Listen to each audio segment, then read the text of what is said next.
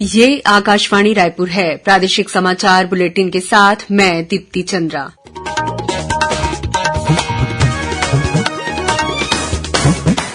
और अब पेश है आज के मुख्य समाचार।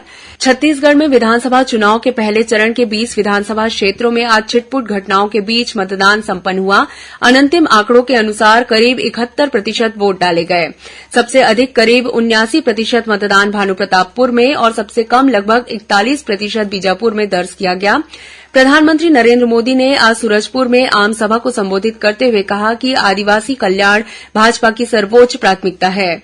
और सुकमा जिले के मिनपा गांव में माओवादियों के साथ हुए मुठभेड़ में सुरक्षा बलों के 4 जवान घायल। एलमागुंडा गांव में आईईडी की चपेट में आने से सीआरपीएफ का 1 जवान घायल। और अब समाचार विस्तार से। छत्तीसगढ़ में विधानसभा चुनाव के पहले चरण के तहत 20 विधानसभा क्षेत्रों में आज छिटपुट घटनाओं के बीच मतदान संपन्न हुआ। ताजा जानकारी के अनुसार शाम 5 बजे तक करीब 71% मतदान दर्ज किया गया है।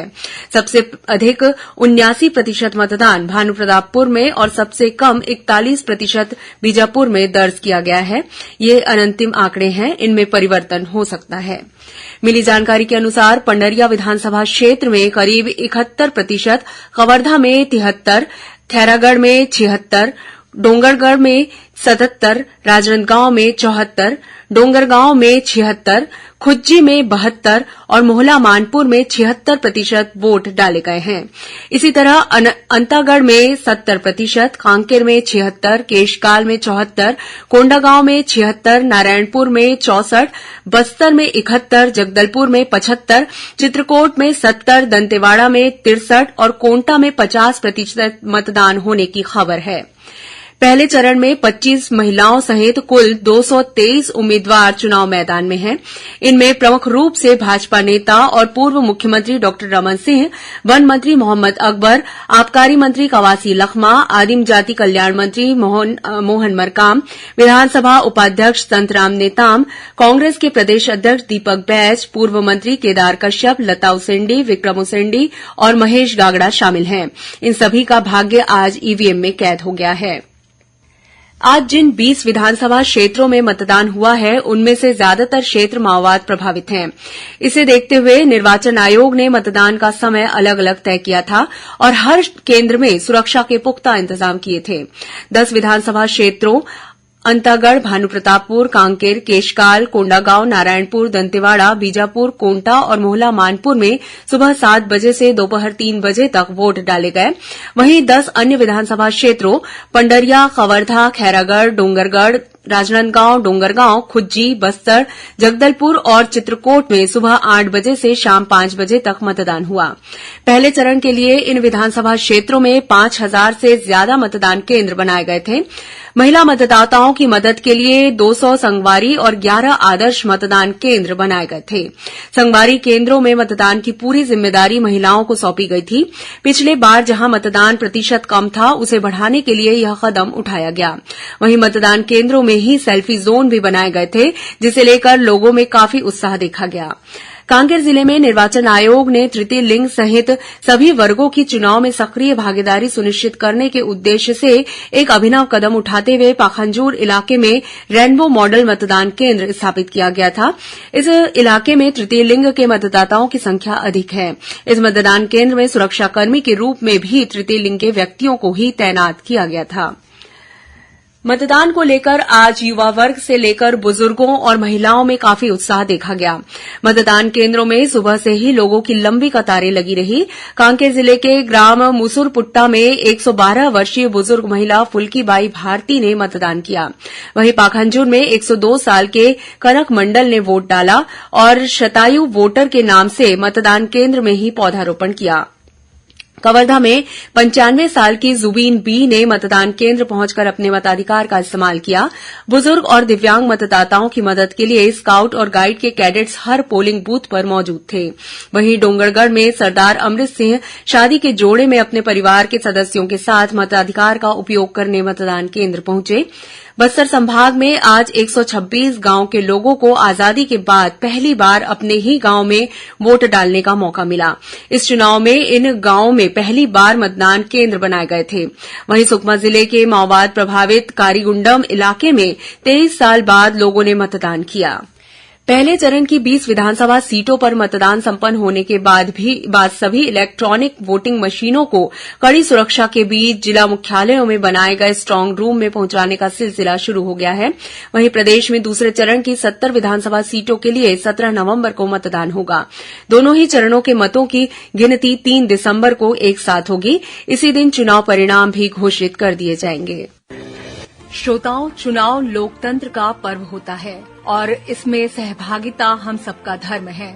छत्तीसगढ़ की मुख्य निर्वाचन पदाधिकारी रीना बाबा साहेब कंगाले ने छत्तीसगढ़ के सभी मतदाताओं से अपील की है कि वे विधानसभा चुनाव में अपने मताधिकार का प्रयोग अवश्य करें। मेरी सभी मतदाताओं से ये अपील रहेगी कि एक बार वोट देने जाओ जी, चुनावी त्योहार मनाओ जी। अवश्य रूप से आइए और इस त्योहार में अपनी सहभागिता दें और पूरी कर्तव्य निष्ठा के साथ में इस जिम्मेदारी का निष्पादन करें।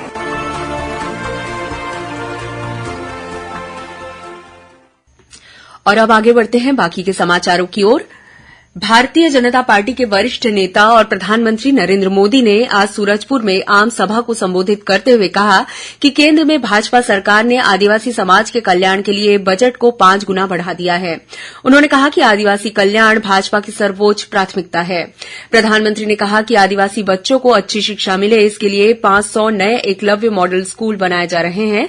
साथ ही मेडिकल और इंजीनियरिंग की पढ़ाई भी मातृभाषा में ही उपलब्ध कराई जा रही है। श्री मोदी ने कहा कि केंद्र सरकार ने 80,000 से अधिक नए सामुदायिक पट्टे दिए हैं। उन्होंने कहा कि केंद्र की भाजपा सरकार गरीबी हटाने के लिए पूरी ईमानदारी से काम कर रही है, जबकि कांग्रेस के लिए गरीबी हटाओ सिर्फ एक नारा है। प्रदेश में विधानसभा चुनाव के दूसरे चरण की बाकी 70 सीटों के लिए चुनाव प्रचार तेज हो गया है। अखिल भारतीय कांग्रेस कमेटी की महासचिव प्रियंका गांधी ने आज संजारी बालोद विधानसभा क्षेत्र के जुगेरा और धमतरी जिले के कुरूद में आम सभा ली। आम सभा को संबोधित करते हुए प्रियंका गांधी ने कहा कि कांग्रेस ने छत्तीसगढ़ को पिछले 5 सालों में मजबूत किया है। छत्तीसगढ़ में कांग्रेस की सरकार बनते ही सबसे पहले किसानों का कर्ज माफ किया गया था। राज्य में समर्थन मूल्य पर धान की खरीदी हो रही है। कांग्रेस ने राज्य में फिर से सरकार बनाने पर 200 यूनिट बिजली मुफ्त, रसोई गैस सिलेंडर 500 रुपए की सब्सिडी और धान का समर्थन मूल्य 3200 रुपए प्रति मानक बोरा करने का ऐलान किया है। इस बीच कांग्रेस ने चुनाव आयोग में शिकायत की है कि भारतीय जनता पार्टी द्वारा राज्य के विभिन्न विधानसभा क्षेत्रों में महतारी वंदन योजना का पंजीयन फॉर्म लोगों से भरवाया जा रहा है और लोगों को यह प्रलोभन दिया जा रहा है कि इस फॉर्म को भरने से परिवार की महिलाओं को सालाना 12,000 रुपए दिए जाएंगे। इस बीच जनता कांग्रेस छत्तीसगढ़ के प्रदेश अध्यक्ष अमित जोगी ने आज जयदेवपुर और रसोटा में आमसभा लेकर पार्टी प्रत्याशी के पक्ष में प्रचार किया। वहीं बहुजन समाज पार्टी की राष्ट्रीय अध्यक्ष मायावती चुनाव प्रचार के लिए 9 नवंबर को छत्तीसगढ़ आ रही हैं। वे सक्ती जिले के हसौद और बिलासपुर में चुनावी सभाएं लेंगी।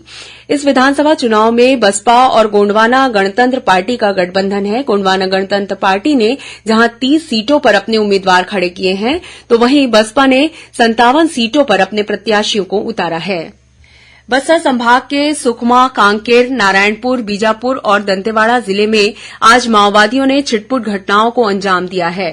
सुकमा जिले के मिनपा गांव में आज सुबह माओवादियों के साथ हुए मुठभेड़ में सुरक्षा बलों के 4 जवान घायल हो गए हैं।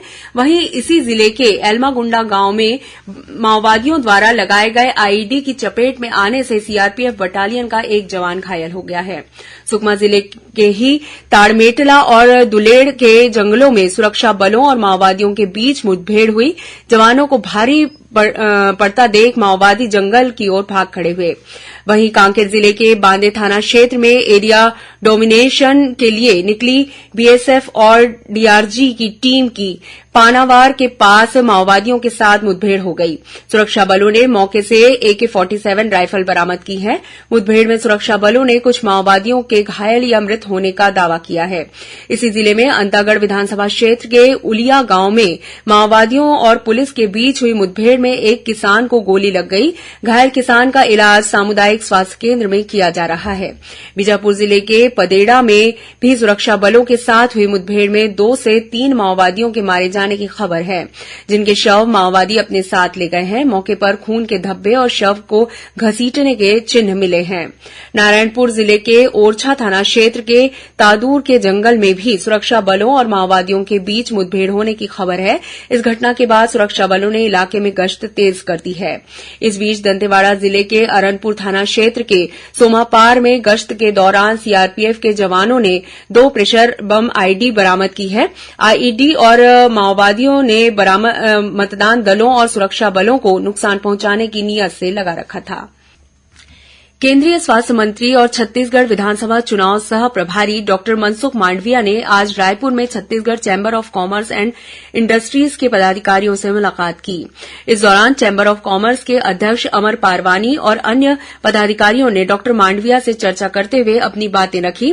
इस अवसर पर डॉ मांडविया ने कहा कि चैम्बर ऑफ कॉमर्स के पदाधिकारियों ने जो समस्याएं रखी हैं, उनका समाधान करने का पूरा प्रयास किया जाएगा। अंत में मुख्य समाचार एक बार फिर। छत्तीसगढ़ में विधानसभा चुनाव के पहले चरण के 20 विधानसभा क्षेत्रों में आज छिटपुट घटनाओं के बीच मतदान संपन्न हुआ। अनंतिम आंकड़ों के अनुसार करीब 71% वोट डाले गए। सबसे अधिक करीब 79% मतदान भानुप्रतापपुर में और सबसे कम लगभग 41% बीजापुर में दर्ज किया गया। प्रधानमंत्री नरेंद्र मोदी ने आज सूरजपुर में आम सभा को संबोधित करते हुए कहा कि आदिवासी कल्याण भाजपा की सर्वोच्च प्राथमिकता है। और सुकमा जिले के मिनपा गांव में माओवादियों के साथ हुए मुठभेड़ में सुरक्षा बलों के 4 जवान घायल। एलमागुंडा गांव में आईईडी की चपेट में आने से सीआरपीएफ का 1 जवान घायल। इसी के साथ प्रादेशिक समाचार बुलेटिन समाप्त हुआ। नमस्कार।